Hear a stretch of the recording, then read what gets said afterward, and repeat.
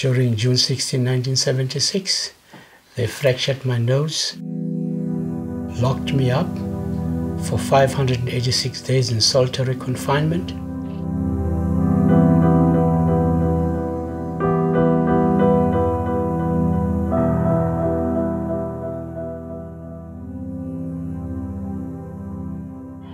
We are requesting you to please leave the area as you are giving cause to other incidents.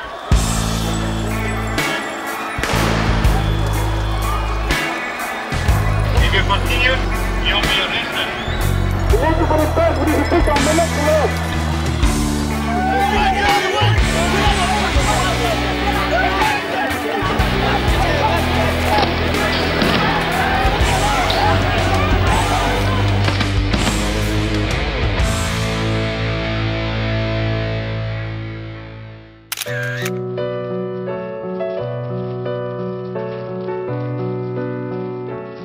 I befriended Bob Gosani, who was the top photographer in Drum magazine, and also I had been reading Drum magazine, Time Life magazine, looking at pictures, and I decided that this is me. I should be taking these pictures. So when I joined Drum, there was no job, and I said, no, I can drive. I could post him land whilst I'm driving.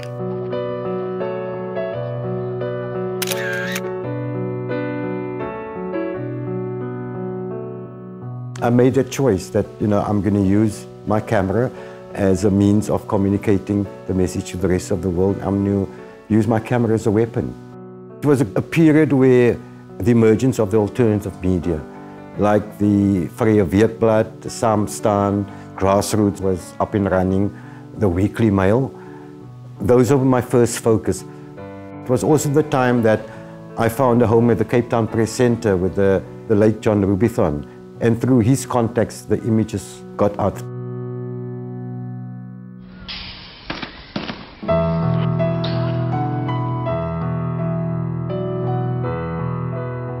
The Pollsmoor March, that was the day that I realized, no, yeah, I need to start documenting things that's actually happening within our area. And I said, within our area being the Athlone, Belgravia, Thornton Road, Klipfontein Road area. It was such a hub, such a nucleus of where things were happening in Cape Town. And that's where I met most of the people that I still know today and that I'm still in contact with today. In Cape Towns? What time do they want the meeting? When we left university, there were different avenues that one looked to go into as an anti-apartheid activist. Just then there was a sort of a chink opening up where it became possible to go into journalism, to use the media as a site of struggle. And that was because of progressive editors like Tony Hurd at the Cape Times, Alistair Sparks at the Rand Daily Mail. So I joined the Cape Times straight out of university and got trained by them as a journalist. In 1983, I was posted to Namibia for 2 years as the bureau chief for South African Associated Newspapers. And that's when I first started photographing news. There weren't any photographers around at that stage. There were photographers, but not ones who were prepared to travel way into the north, into the war zone. I was documenting victims of torture, getting their stories, victims of abuse by Kufut and the military. That's really when it started.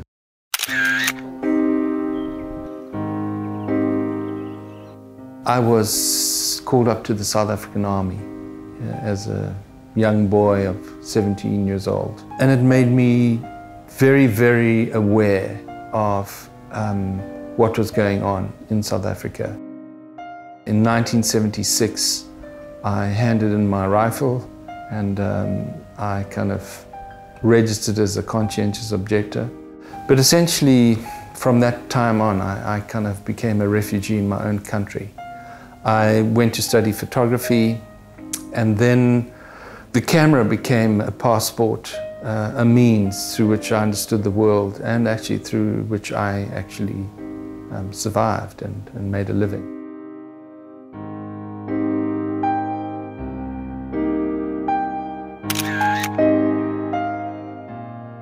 Well, it's all Paul Weinberg's fault actually, because I was a member of the Black Sash and I was working in some of the rural areas And the one day, Paul and I were sitting together in the field, actually, and he said to me, "Why don't you come and join Afrapix?" And I had a camera, and I thought, well, this is exactly what I want to do, because I had started taking photographs with the idea of having it there for future reference, and, you know, so that people couldn't say we didn't know.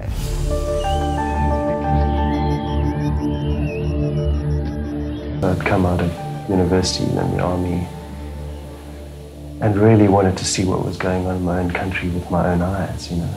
And I had a number of friends working, you know, for television and newspapers, and particularly foreign television. And so I started taking pictures, following them around, getting myself into places that I wanted to see. I really wasn't interested in photography at all, actually. That took a while. You know. And the main impulse was just to, you know, see what was going on. I started shooting kind of early 80s. I'd been doing a photo course at a place called Community Arts Project, a black and white photo course just as a kind of hobby. But I think that growing up with politics around you, and I was with the UDF area committee in Woodstock, I took a camera and started shooting, and it was kind of in the middle of doing both a bit of journalism and being active at the same time.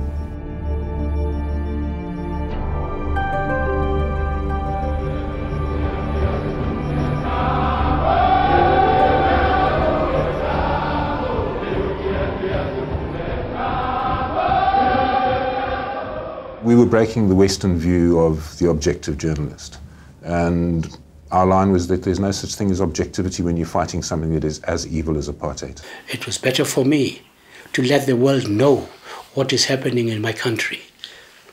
It was better for me to tell what apartheid is, how apartheid functions. I never saw myself as a photographer. You know, I saw myself as an activist who took photographs. I think the difference is in the heart you're an activist, but you're also professional. What set us apart from the foreign press and what's become known as the Bang Bang Club is that we were political activists. We believed in what we were doing because we saw it as what we were doing to fight apartheid. A lot of the foreign media, I think, were probably quite suspicious of us. I think they thought that we were, you know, that we were crazy left-wingers, that we were closet ANC, which a lot of us were.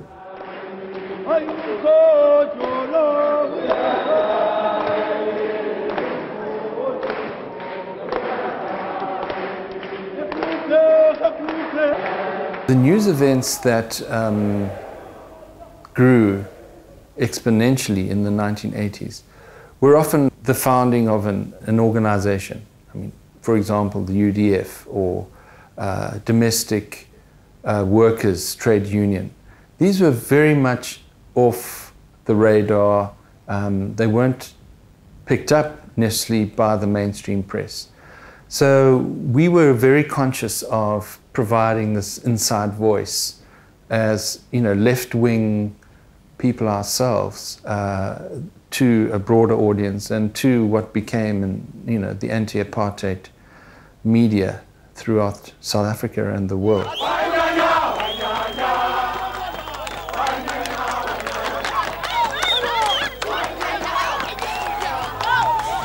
I was kind of adopted by COSAS students in Tembisa area.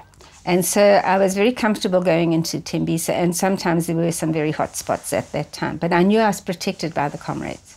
But my work was mainly around the rural areas and around, when it came to townships, it was more around Tembisa and some of the other East Rand areas as well.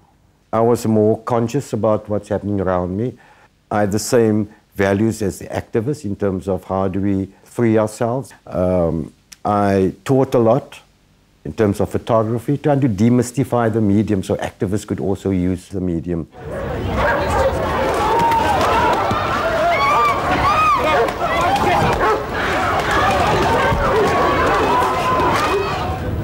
A number of us then recognized that we were doing the same things. We had been published in a magazine called Staff Rider. We also recognized that we were photographing the apartheid situation, and that we needed to build some kind of a archive or develop some kind of agency through which we could distribute these images and make our voice just collectively louder. And that was the basis of Afrapix that was formed in the early 1980s. We used to send out a monthly package to various organizations overseas. And then those would go to places in London, in Germany, Sweden, Holland, America. So that's how your photographs got spread around the world. But we also were critical of exploitation of the situation that is often associated with international photography. If it leads, it bleeds. The more violent, the better. And there was a whole kind of subculture within the international journalists where, you know, it got very, very cynical. You know, how many people died in Soweto today? You know, 10. Wow, it's not a story. 50 people died in Vosloorus. No, that was very difficult to fathom and swallow. How far apart I could set myself from the foreign press, I'm not sure. I mean, I worked for them. I fed that beast, as it were, which was a rather unnuanced view of what was happening in South Africa. You are now ordered to disperse, and you must start from this place of gathering immediately. People were very supportive of each other. There was a strong sense of non-racialism, as it were. Particularly interesting because of the period we lived in. You know, we're supposed to be so aware of that, and we were, but in the kind of group we created, those barriers just simply didn't exist.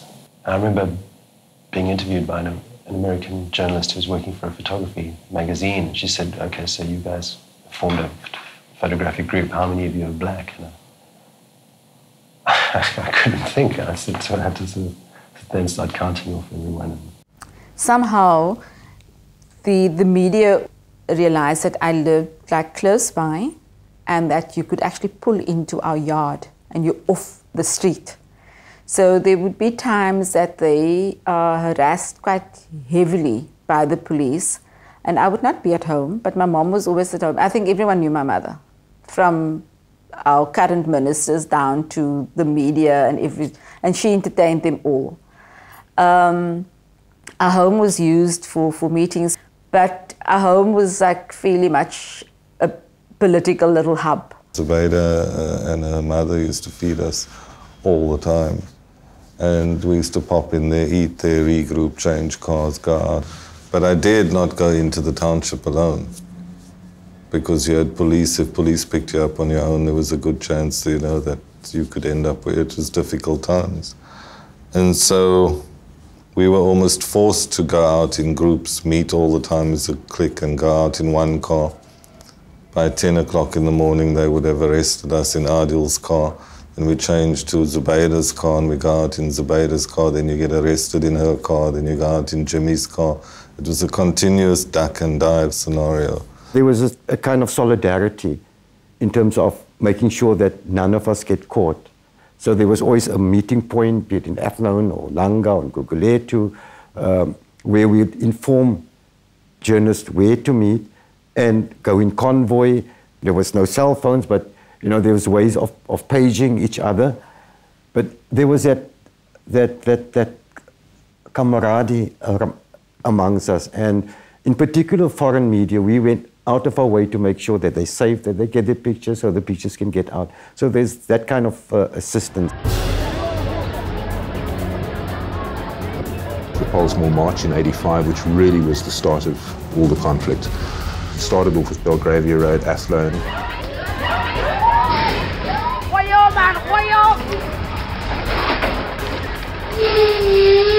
And they hit him, it was a European policeman, and they hit the child. She couldn't say anything because she was fleeing for the life of a child. That's really was the catalyst, was Athlone.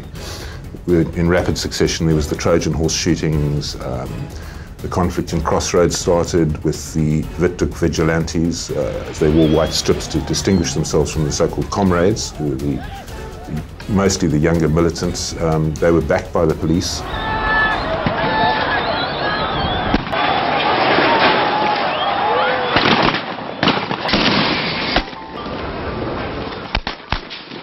They set about destroying KTC and New Crossroads and places that were seen as strongholds of the United Democratic Front and, by extension, of the ANC.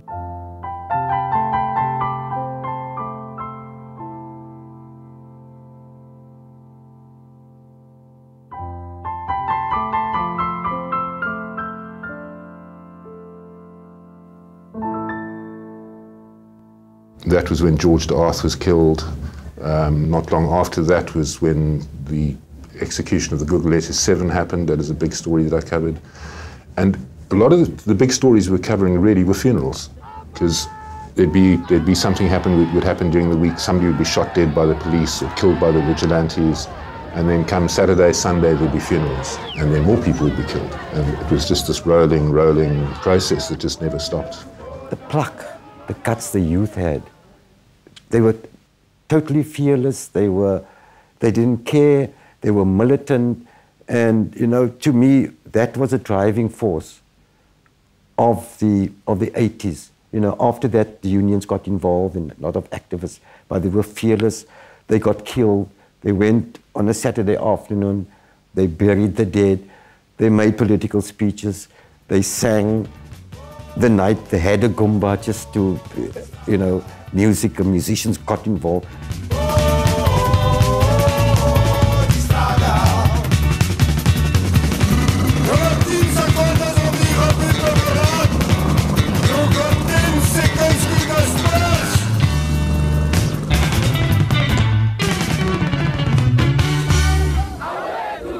But they determined the next morning they go out again. It was quite amazing, just how they knew what they wanted, and they were prepared to die, you know, like liberation before education, you know, one of the slogans.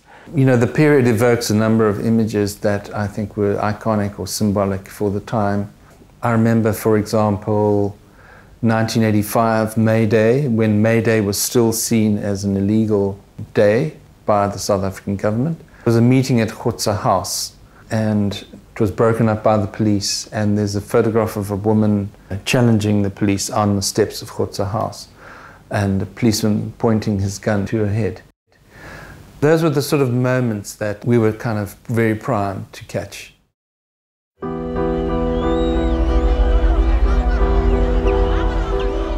I went out on my own. I took all the little handbag. When, if anything, if the police comes and it's like, you know, chaotic and that, I will take my camera, I'll put it in the handbag, and I'll also just be part of the crowd. But eventually, they get to know your face. You are singled out. What I did was I took a knitting bag with me, and I hid my camera and my film in my knitting bag. And when the police were sort of looking in my area, I would quickly sort of knit, you know, and be unconscious about what was going on. And then when they weren't looking, I would sort of take my camera out and take a few shots and then become this little old lady again, you know. I knew sort of backways into the major townships like Soweto and Alexander Township. So when the sort of flames were flying and we needed to go in there and photograph, it would be a kind of cat and mouse game, you know. They would set up their roadblocks and I would test my knowledge to see if I could get in, you know, through the backside. There was always a reason why to be there, and especially with the youth, because I'll be photographing, there'll be some barricades, and they'll spot my one son and my other son, you know. So I knew they were involved. They were in the SRCs. They were very militant, and those were really amazing, encouraging days. You know, it just got you up, going, okay, what's the next story? What's happening? Who's doing what? The courageousness of students, young people, and also seeing people being killed, and you know, it's sons, brothers, you know, friends, and it's also people that I knew.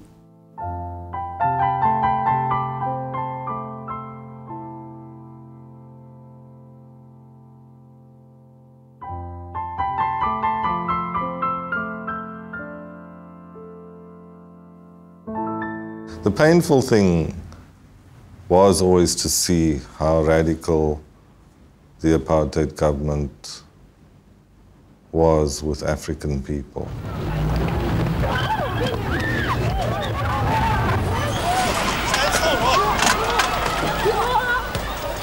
If you went into Mitchell's Plain, they had a different set of rules to how they operated in black areas. And I think that was the most painful thing, is watching how they treated people. Depart from this place of gathering immediately. Die mense van die berg moet die gebied onmiddellik verlaat. Okay, hierdie polismanne arresteer vir my al hierdie persmense. Kom, move it. All the press. Okay, let's push. Good morning. Good morning. Guys. How are you doing? During June 16, 1976, they fractured my nose, locked me up for 586 days in solitary confinement. I was banned for 5 years, couldn't speak to more than 3 people at a time, couldn't leave my area, Johannesburg, Soweto. I couldn't leave without permission. They called me the man who doesn't exist, because you could publish my pictures but not mention who they were taken by. Tear gas was something that happens all the time. It's either shot at us or we caught in with the swing of the wind coming towards us. But the most frightening time was when, it was one of the funerals, when they moved the military in.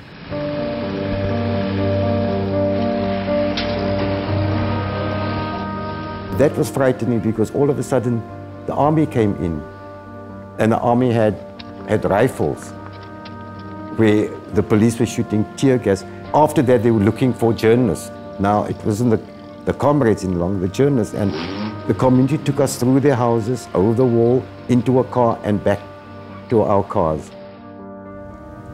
But I think we also regarded ourselves to be at war with the apartheid forces, because they just saw us as the enemy all the time. We knew who they were. They knew who we were. We were having daily encounters, daily disagreements, daily fights with them about whether or not we were allowed to be on the scene, because when they decided they were going to take action against the community, they would first get rid of us. Just leave the area. Leave the area. Warning you, I will come and arrest you. That's when you'd go and look for a place to hide, or sit in a car with a long lens, or, you know, try and find some kind of way, get out of there and then come around the back, or do something to get an image of what was going on.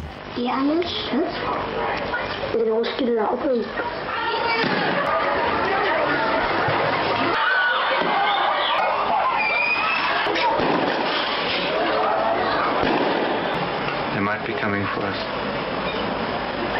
Someone check the back.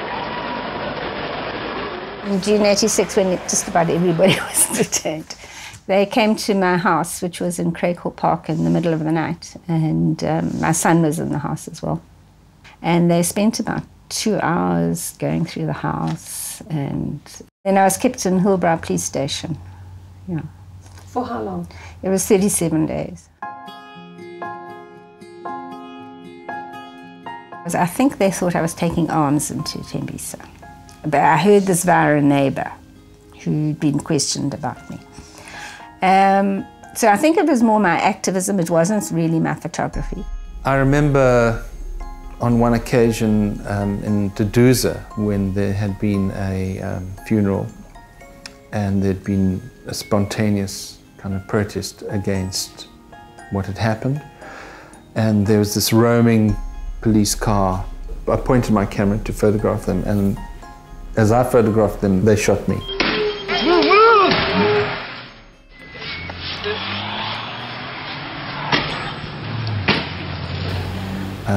And just missed me.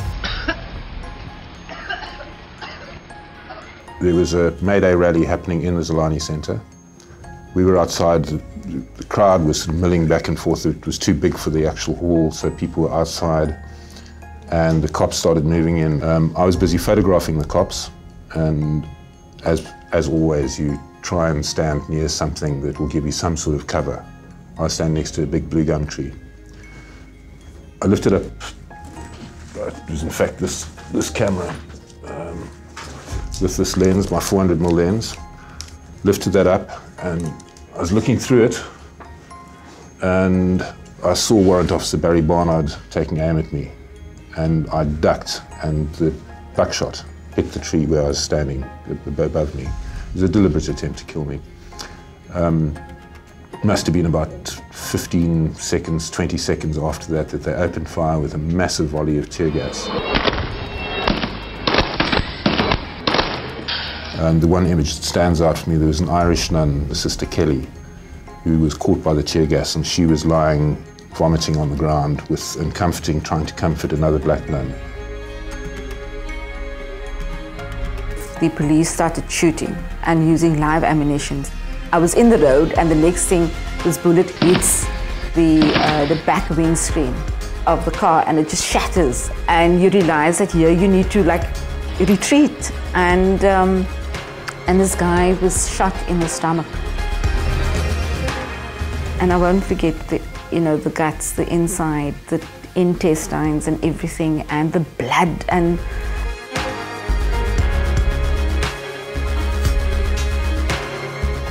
So those were the hairy times, and there were people who did die, and we need to just acknowledge a number of them who did: George de Arth, Abdul Sharif, Ken Oosterbrook, and a number of others.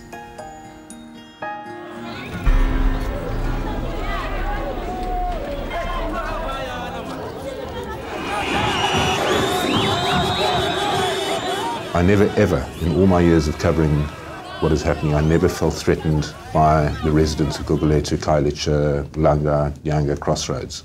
I felt threatened by the Witduk vigilantes.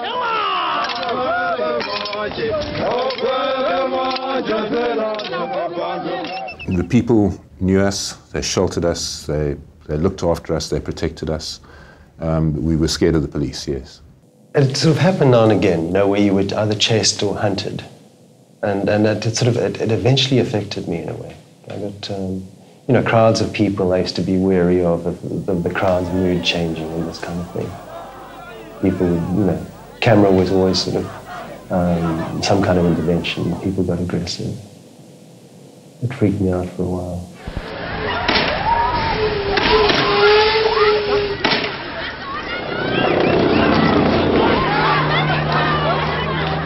It's more dangerous than it was in '76. Today it has changed. It is both black and white that suffer, because there is nothing like a black photographer. But something is happening out there. I see this man with a petrol bomb. As was about to throw the bomb, I caught his hand. I took that bottle of petrol away from him.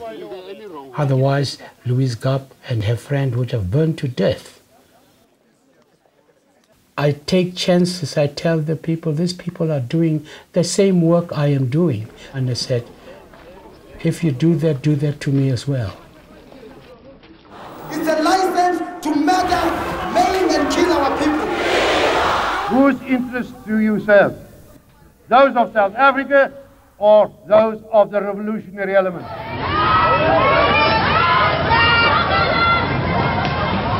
There were two successive states of emergency that were imposed. Media-wise, it made it very difficult.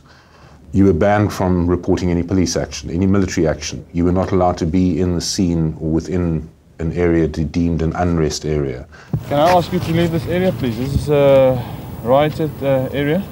You haven't got permission to be here. Sorry, who's declared it a riot area? It's been declared a riot area. We've been out all morning, we haven't seen any riots. So I'm asking you to leave the area here. You were not allowed to photograph unrest. You're not allowed to photograph the police. You were not allowed to photograph the military. So we had to find quite innovative ways of doing it. I covered a rally at the University of Cape Town where the police opened fire with birdshot and tear gas. They set dogs on the students, they shambocked some of the students. So what we did was we photographed an empty campus. Jamison Hall steps, we photographed it empty. I then wrote the report that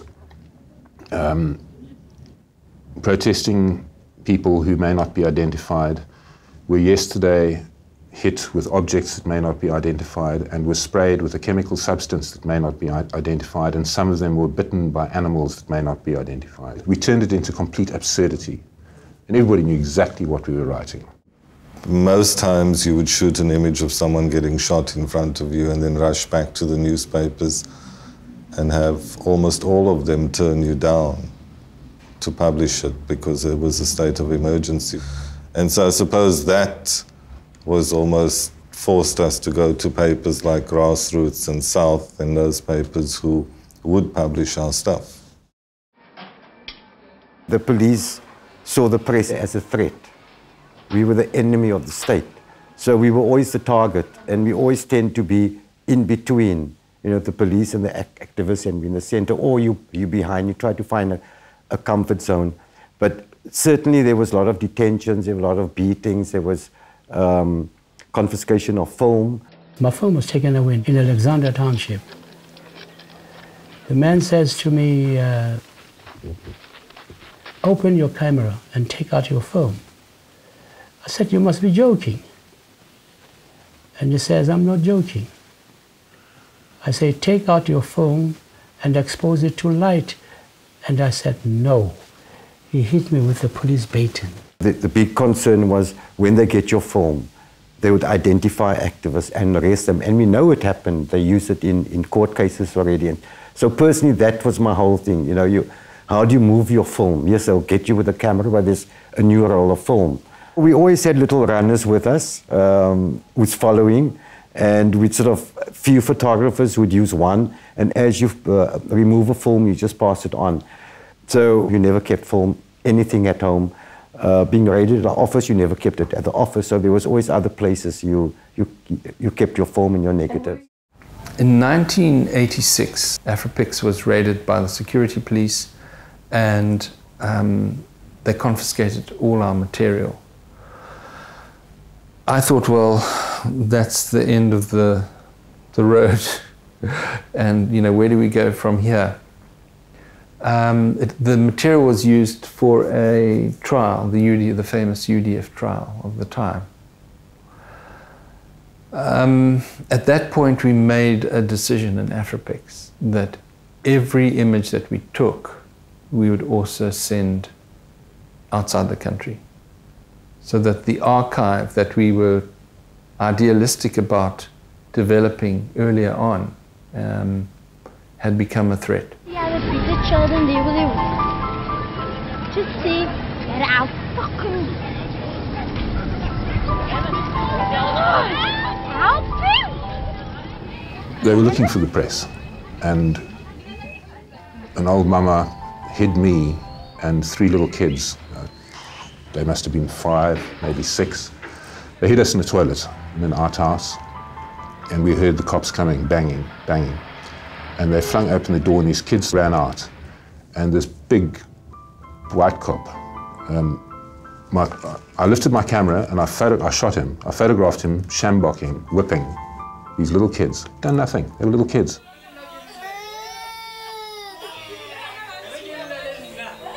And I just lost it, and I took, and you can actually see on the top here that, yeah, there's a little dent there. And I whacked the cop. I took it as a Nikon FM. It's solid metal. It's not a plastic camera. It's not a plastic digital camera. It's just solid metal. You can hear that.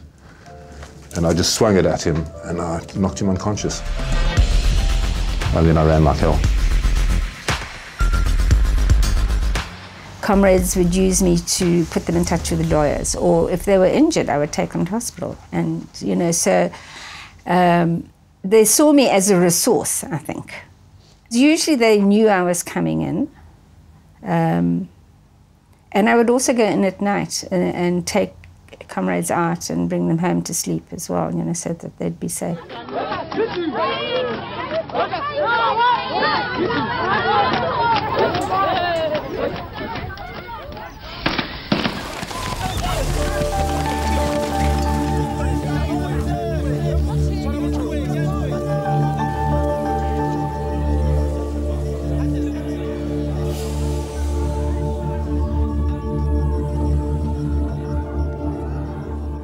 Well, you know, personally, it had a serious impact.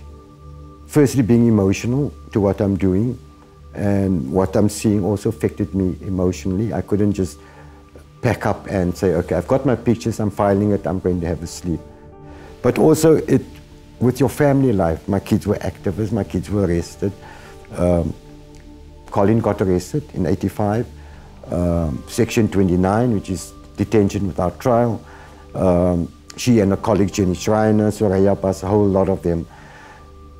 Which means that she was in detention, I was at home, but I also had to work.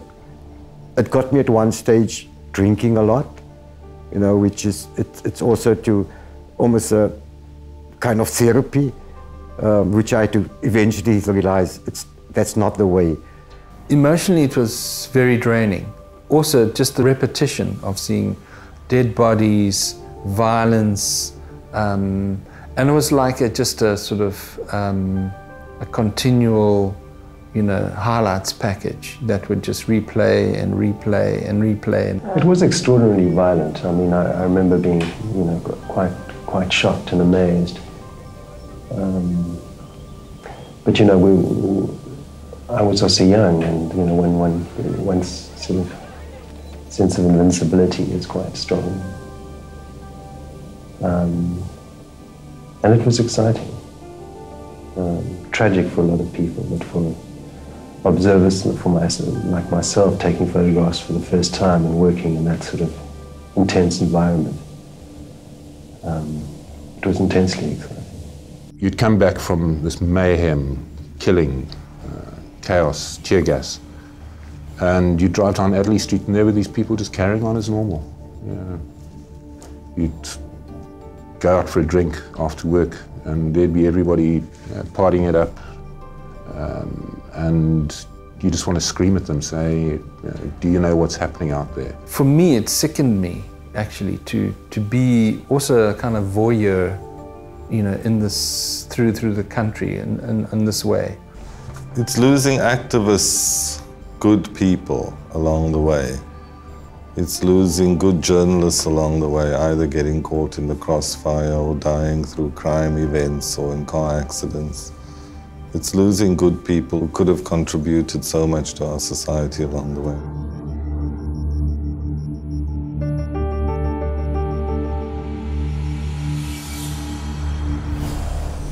The prohibition of the African National Congress, the Pan-Africanist Congress, the South African Communist Party and a number of subsidiary organizations is being rescinded.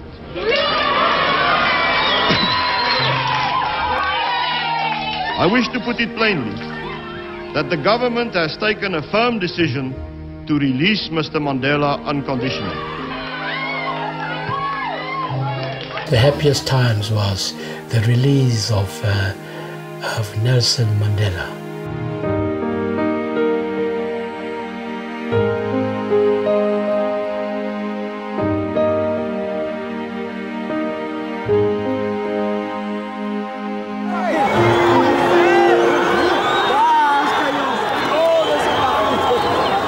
It must have been about 300-400 media from all over the world. All of us wanted to move forward as well, you know, to get close, and you knew you couldn't. But it's just our instinct, move forward, although we were given a line. Listen, I want the media to listen to me right now, all right? We need to protest this situation in group. Who arranged this? This is wrong. I mean, this is a historic event. It shouldn't be screwed around with. I arrive at Victor Verster prison, and there are people who've been waiting there for 3 days, and they're tears of cameramen and journalists. And I try and find a sort of place for myself. There's a lot of resentment. The guys sleeping and drinking get contacted, and they walk in, and all the guys that work hard all night and stand here get screwed. I've got a kind of a B-team view of what's going to happen. There's no ways I'm going to get this shot, but I do my best. And I maneuver myself between a Time correspondent and his wife. She is incredibly unpleasant and, you know, starts shouting at me. And she said, I remember she said, I've been waiting here for 8 hours.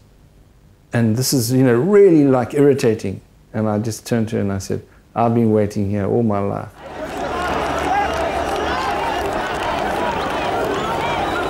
As he goes to like put his fists in the air, there's some comrades on the side here, and they just surge. I go like belly up, and the moment I have of Madiba coming out of Victor Verster is blue sky. That is my shot of Madiba.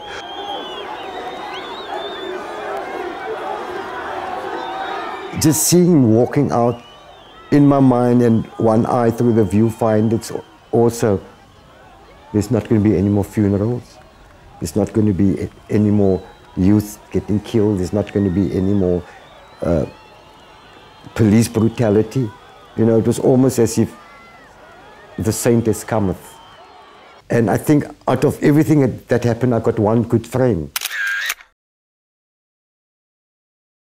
I was then the Southern Africa correspondent for CBC Television, that's Canadian Broadcasting Corporation's national television news. And I commentated the release live, watching it on television, the SABC's live feed. So I commentated it live for, I think, 2.5 hours. It was an incredible experience. I actually couldn't, when he walked out, I just burst into tears. I couldn't carry on. But quite an amazing event to just be able to say, wow, you were there. I mean, you know, wherever you drove back on the way back, there were all these, on the freeway, on the N1, thousands of people on the bridges with flags. I mean, most amazing day.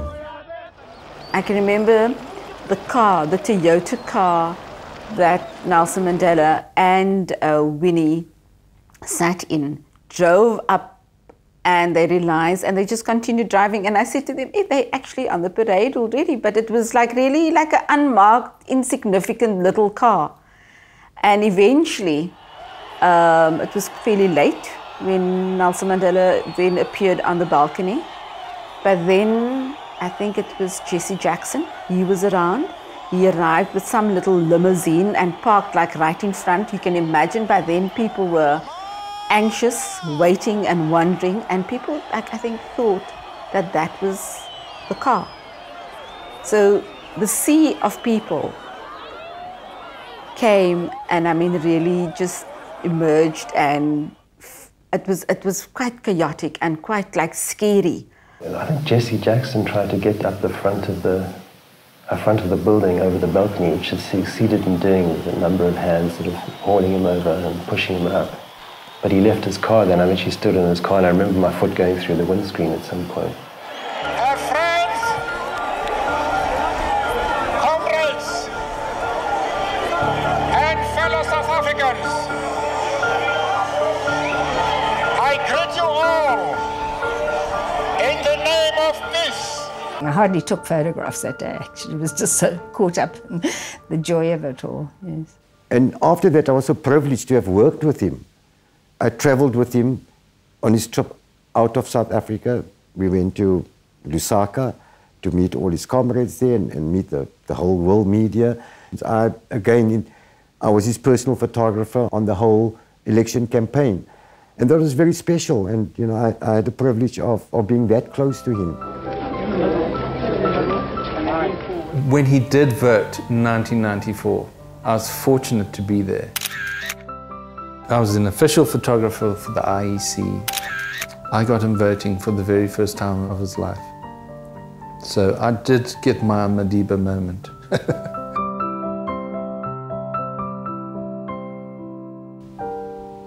His first day in Parliament, that was it for me. I thought I had enough.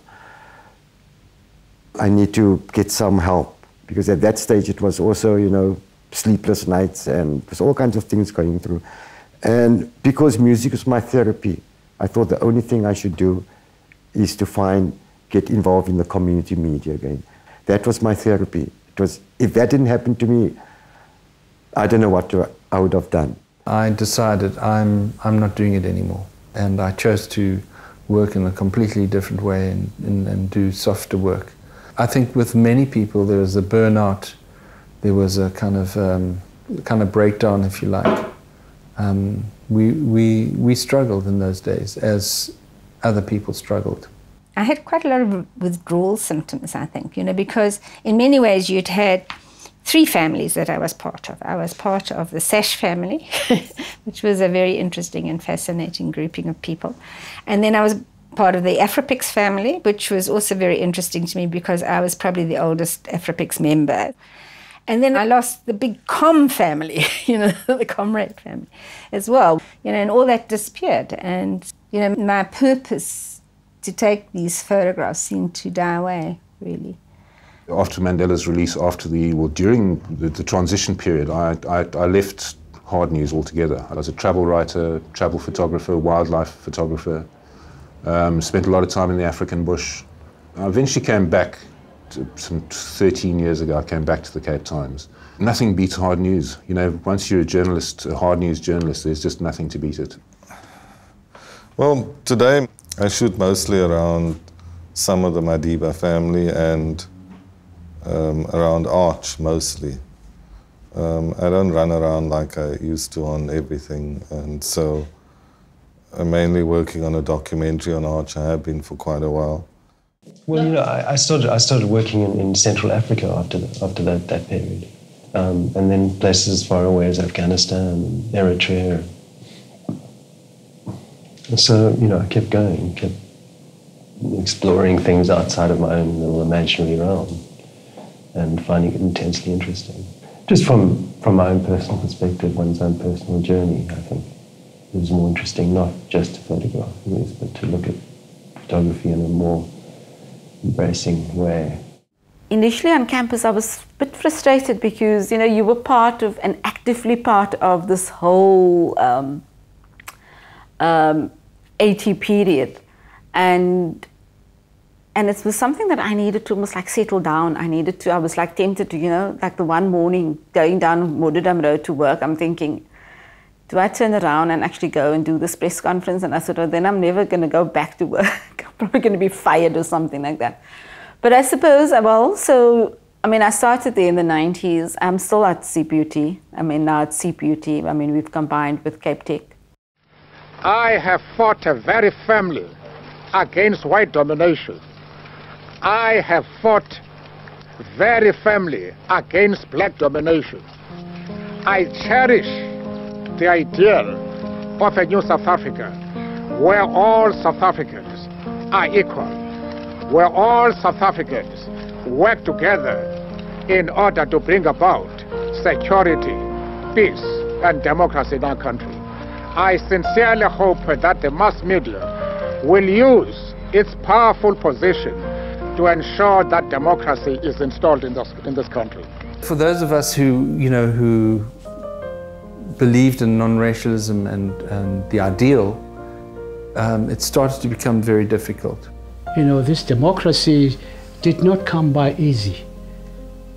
There's too much money squandering amongst the high offices. 20 years is a long time. 20 years is enough time for somebody to get a chance to show what they can do. And you do have concerns when you look around you with South Africa today. I feel very sad, very sad. I'm actually more depressed now about South Africa than I have ever been in my whole life. I've always was very upbeat about South Africa because it's had a vibrancy, it had a sense of knowing that it could achieve something really remarkable. I think they're happy for us to do charity work, but I don't think they're happy for us to be activists any longer.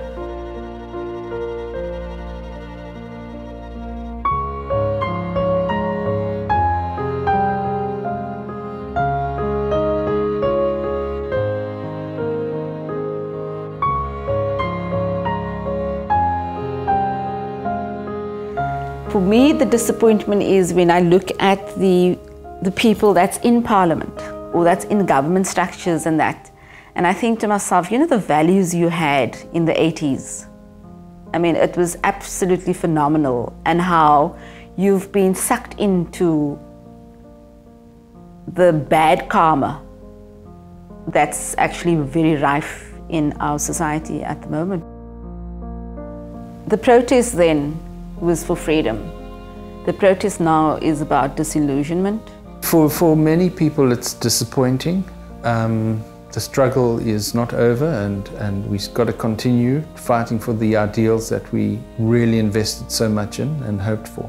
I get very angry when I see the way in which money is stolen by corrupt politicians. When I see some of the corruption that's happening, when I see some of the fat cat stuff that's happening, people getting rich through politics, makes me very angry, but we'll continue exposing it. That's what our job is. Well, you know, we've gone since our first elections and our first democracy with a very strong and a fair and one of the best constitutions in the world. There is a lot to be done. A luta continua. I think we've achieved a lot, and I think we all got to be part of a process rather than complaining. You've got to say something. Being an activist then doesn't mean you're not activist now. Your role just changed.